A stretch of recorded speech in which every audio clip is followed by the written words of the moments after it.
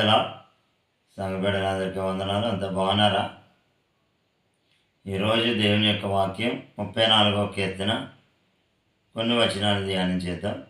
నేను ఎల్లప్పుడూ యెహోవాను సన్నిధించెదను, నిత్యము ఆయన కీర్తి నా నోట నుండి. యెహోవాను బట్టి నేను అతిశయించుచున్నాను, దీనులు దానిని విని సంతోషించెదరు. నాతో కూడి యెహోవాను గణపరచుడి. మనం ఏకముగా కూడి ఆయన నామమును గొప్ప చేయదుము. ప్రేమైనటువంటి వారు ఇక్కడ దేవుని యొక్క వాక్యం ధ్యానం చేస్తున్నప్పుడు దావీదు భక్తుడు అంటాడు, నేను ఎల్లప్పుడూ యెహోవాను సన్నిధించెదను. అనగా మనం ఎప్పుడు కూడా దేవుణ్ణి స్తుతించే వారంగా ఉండాలి. మన నోట ఎప్పుడు కూడా స్తుతి ఉండాలి, కృతజ్ఞతావచనమే ఉండాలి. ఎప్పుడైతే ఆ విధంగా మన నోట స్తుతి ఉంటుందో మనలో దేవుడు తన శక్తితో మనల్ని నింపుతాడు. మనం ఏది ప్రార్థన చేస్తున్న కార్యం జరుగుతుంది. యెహోవాను బట్టి నేను అతిశయించాలి. 2వ వచనం అంటాడో దేవుని బట్టి మనం అతిశయించాలి, దేవుని బట్టి మనం గర్వించాలి.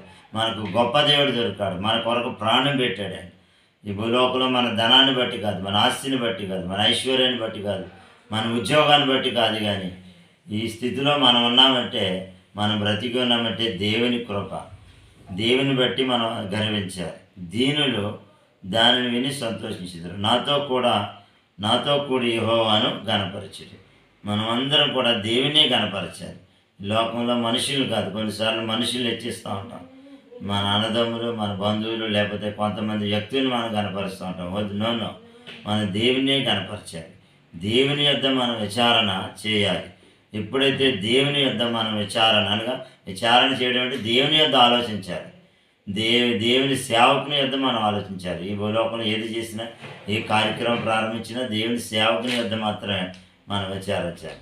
కొంతమంది అయితే దేవుని యొద్ద విచారించారు. అక్కడికి ఇక్కడికి బంధువులు, వాళ్ళని వీళ్ళని, అక్కడికి ఇక్కడికి శోధులు శకునాలు, ఈ లోక సంబంధమైన ముహూర్తాలు అక్కడెక్కడికి వెళ్ళి విచారిస్తూ ఉంటారు. తద్వారా మనకి దీవెన రాదు, మన జీవితంలో ఆశీర్వాదాలు కోల్పోతుంటాం. కాబట్టి దేవుని యొద్ద విచారించినప్పుడంట మనకు కలిగిన భయములన్నిటిలో నుంచి ఆయన మనల్ని తప్పిస్తాడు. ఈ భూలోకంలో మనకు ఏ భయం ఉన్నప్పుడు కూడా వాటి అన్నిటి నుంచి తప్పిస్తాడు. అంతేకాదు, వారు 5వ వచనం, ఆయన తట్టు చూడగా వారికి వెలుగు కలిగింది. ఎప్పుడైతే దేవుని వైపు మనం చూస్తామో మన జీవితాలు వెలుగు కలుగుతుంది. మన ముఖములు ఎన్నడూ లజ్జింపకపోరు. 6వ వచనం, ఈ దీనుడు మొరపెట్టగా యెహోవా ఆలకించును, అతని శ్రమలన్నిటిలో నుంచి అతను రక్షిస్తాడు.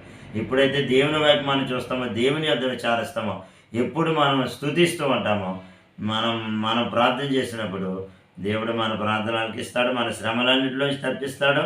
అంతేకాదు, 7వ వచనంలో, యెహోవా యందు భయభక్తులు గల వారి చుట్టూ ఆయన దూత కావలి ఉండి వారిని రక్షించు. నువ్వు ఎక్కడికి వెళ్ళినా నీ చుట్టూ దేవుని దూతలో కావాలంటారు. ఎప్పుడు నువ్వు దేవుని యొద్ద విచారించినప్పుడు, ఎప్పుడు దేవుని స్తుతించినప్పుడు, వ్యర్థమైన మాటలు పక్కన కట్టిపెట్టండి. దేవుని యొద్ద విచారిద్దాం, దేవుని స్తుతిద్దాం, దేవుని కనపరుద్దాం. దేవుడి కొద్ది మాటలు దీవించును గాక.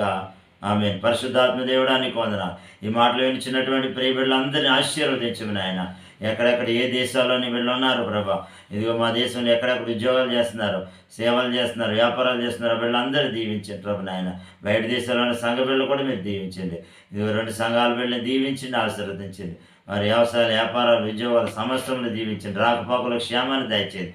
వారి బిడ్డల చదువు విషయాల్లో కార్యం చేయండి. ఇదిగో నాయన, ఈరోజు బర్త్డే, ఇదిగో మ్యారేజ్ని జరిగించుకున్నటువంటి ప్రియ బిడ్డలు కూడా దీవించి ఆశీర్వదించమని ఆయన. వారికి కలిగిన భయములన్నింటిలో నుంచి తప్పించండి. వారి అప్పులు తీర్చబడాలి, ఇది వారి భాగ్యం రావాలి, గృహాలు కట్టుకోవడానికి, స్థలాలు అనుగ్రహించబడడానికి సహాయం చేయండి. కుటుంబాల శోధన తొలగించండి, ఐక్యత మీరు దయచేయండి. ఇది వారి బిడ్డల చదువు విషయాల్లో కార్యం చేయండి ప్రార్థిస్తున్నాం. వారి సమస్త అవసరాలు మీరు తీర్చండి. ఈ మాటలు వినిచిన బిడ్డలందరికీ గొప్ప విడుదల ప్రకటిస్తున్నాం. ఈ దినమంతా నీ బలమైన అభిషేకంతో నింపి వారికి కాపుదల, క్షేమాన్ని, భద్రత దయచేయమని యేసు నామములో అడుగుచున్నాము తండ్రి. ఆమేన్.